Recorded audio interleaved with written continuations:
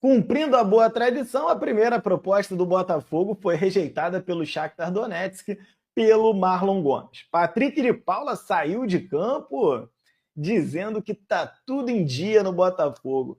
Será que tá mesmo? Bom, o PK garantiu que o dele tá tudo certinho e dos companheiros também.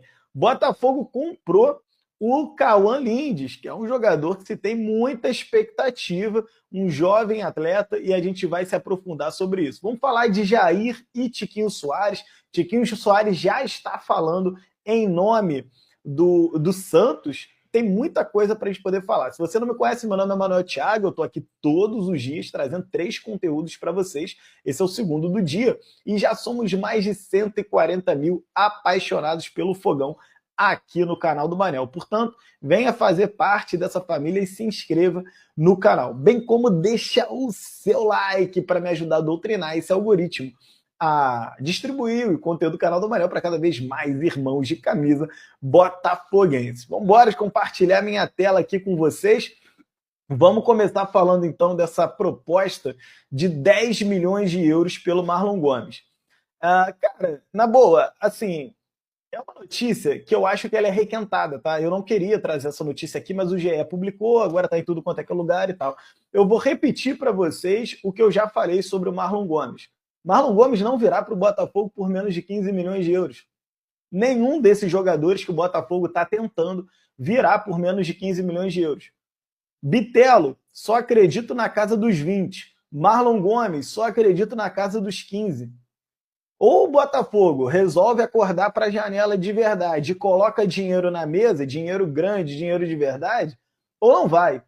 Mas, Manel, você não está sendo muito radical nessa tua fala? Eu fiz um vídeo hoje de manhã, um pouco mais extenso, foram 30 minutos de vídeo, onde eu falei sobre a bolha financeira do futebol, que ela vai estourar. O futebol está absurdamente inflacionado. Qualquer cabeça de bagre hoje vale 10 milhões de euros. Um Marlon Gomes, então, com esse potencial futuro que ele tem, vai valer muito mais, é óbvio.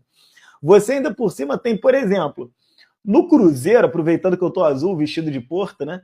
O Cruzeiro, cara, tá pagando só no Dudu 3 milhões por mês, no Fagner 1 milhão e no Gabigol mais 3 milhões. 3 jogadores do Cruzeiro juntos valem 7 milhões de folha.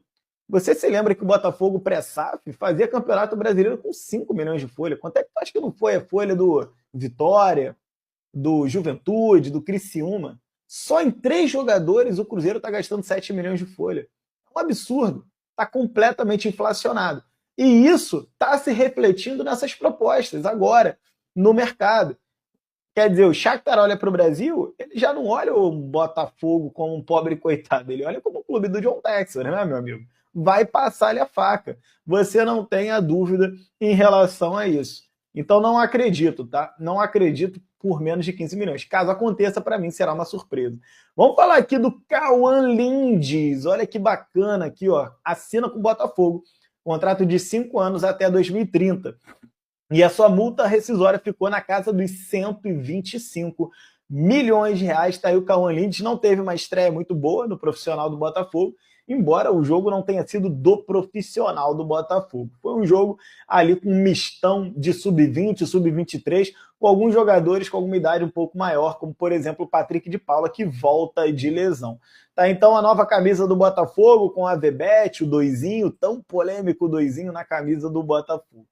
Um dos principais jogadores do sub-23, Cauã Lindes, teve a sua venda confirmada pelo Botafogo. Ele foi comprado junto ao Coimbra de Minas Gerais. O meia de 21 anos estava emprestado ao Glorioso com opção de compra.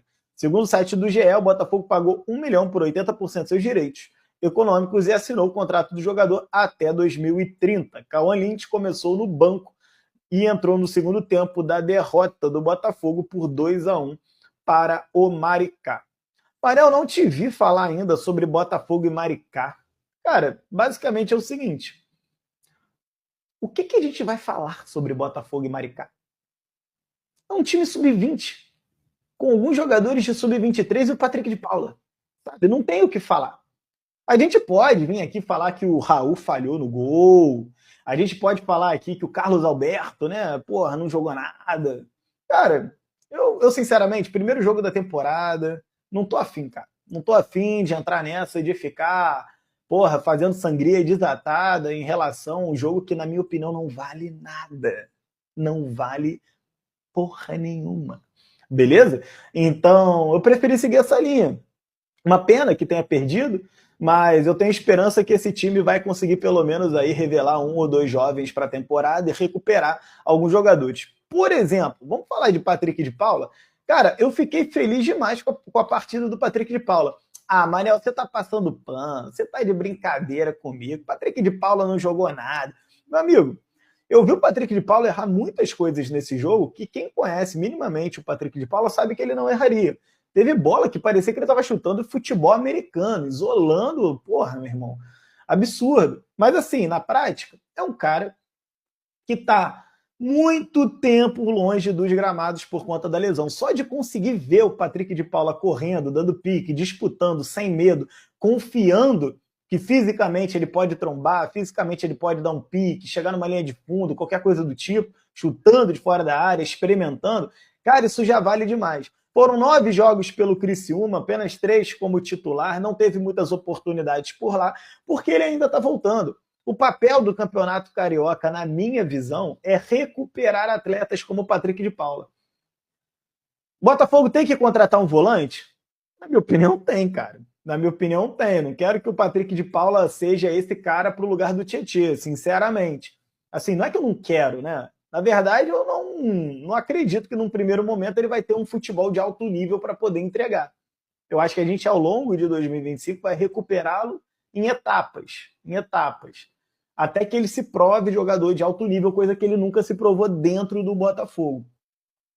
Então, assim, acho que o Botafogo tem que trazer alguém pro lugar do Tietê e o Patrick de Paula tem que ser um jogador de segundo tempo.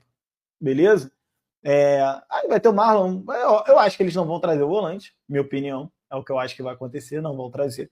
Aí vai ficar o Marlon, o Grego e o Patrick de Paula vai ficar entrando ali de vez em quando.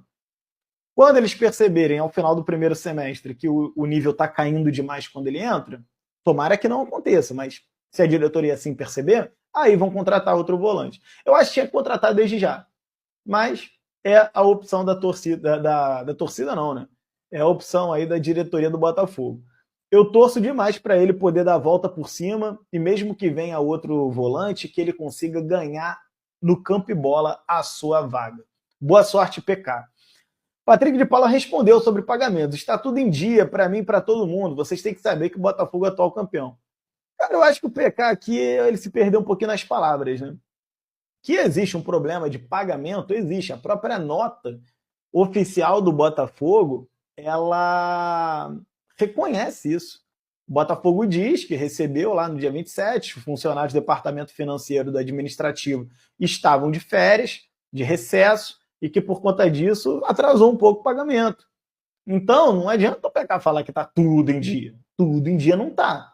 O que ele provavelmente quis se referir é a tudo que não seja o pagamento da premiação do Brasileiro e da Copa do Brasil, não, da Libertadores, né? Seja como for, eu gostei da resposta, porque isso meio que virou o noticiário contra os jornalistas. Ah, tem jogadores de dentro do Botafogo reclamando. Tá aí, jogadores dentro do Botafogo dizendo que tá tudo certo. Quem é que tá reclamando então? Né? Quem tá reclamando não tem coragem de dar entrevista, pelo visto, né? Pois é. Então tem essa situação aí. Parabéns ao PK pela coragem de ter falado o que falou. Não acho que ele falou o que falou por ter falado besteira sem pensar. Acho que foi premeditado isso daí. Sobre o Jair, vamos lá, vamos falar um pouquinho do Jair. Muita gente pedindo uma opinião. Eu tenho conversado bastante com vocês por meio do Shorts, né? Essas notícias rápidas. Ah, o Jair, pá, aquela coisa, mas vamos lá. Então, o Vene Casagrande informou que existe uma cláusula que diz que o Jair tem que ir para o Lyon em no máximo 2 anos. Tá? Vai ser um contrato de 5 anos, que é natural, dado o vulto da negociação. O Botafogo vai pagar 12 milhões de euros, mais 2 milhões em metas, mais a ida de um jogador avaliado de 1,5 milhão, no caso o Tiquinho. Que vai assinar com o Santos por 3 anos. Vai assinar com o Santos por 3 anos. Tem vários aspectos aqui que a gente pode falar sobre o Jair.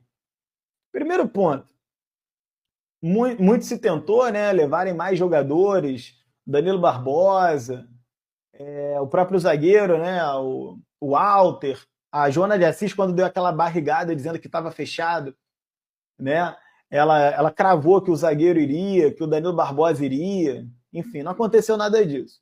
Depois o Sormani deu a sua barrigada, por sua vez, dizendo que o Walter iria, ele já descartou o Danilo, que o Walter e o Tiquinho iriam. Não foi. O Walter não foi. E no final o Botafogo fechou só indo o Tiquinho.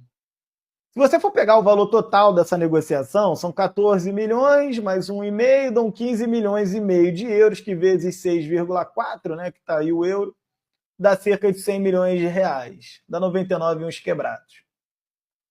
Acho que o que mais chama atenção aqui para o pessoal é o fato dessa cláusula do Lyon, do Jair, né, cara? O pessoal não gosta, o pessoal sente que o Botafogo está sendo desvalorizado, o pessoal, poxa, o Botafogo é barriga de aluguel, é só um step para o cara poder chegar lá. Fica esse papo todo, principalmente dos rivais. Eu não vejo dessa forma. Beleza? Vou te fazer uma pergunta. O Palmeiras hoje consegue tirar o Jair dos Santos?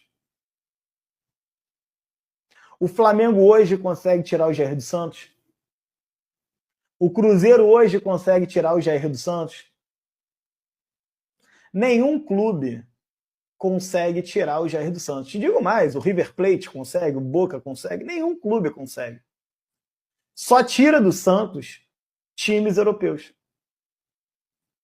Dentro desse contexto, uma vez que se imagina que esse moleque vai ser jogador de seleção pelos próximos 10 anos, um grandíssimo zagueiro, tomara que ele consiga sê-lo, se transforme nesse cara.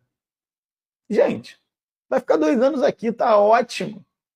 Um jogador que performaria em grande nível na Europa vai ficar 2 anos aqui, como foi o caso do Almada, como foi o caso do Luiz Henrique, como está sendo ainda o caso do Igor Jesus. Jogadores que passam aqui um tempo. E nesse caso não é nem 6 meses ou 12, são 24 meses, é do 19 ao 21. É muito jovem com 21 anos? É.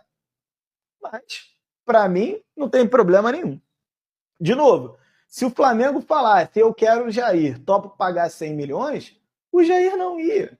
Porque o Jair não quer o Flamengo. O Jair não quer o Palmeiras. O Jair não quer o Atlético Mineiro. Ele não quer nenhum clube do Brasil. Ele quer jogar na Europa, que é o caminho de todos os jogadores. Então botou lá a cláusula do Lyon. Ó, a tese de investimento do John Textor até agora tem se provado vencedora.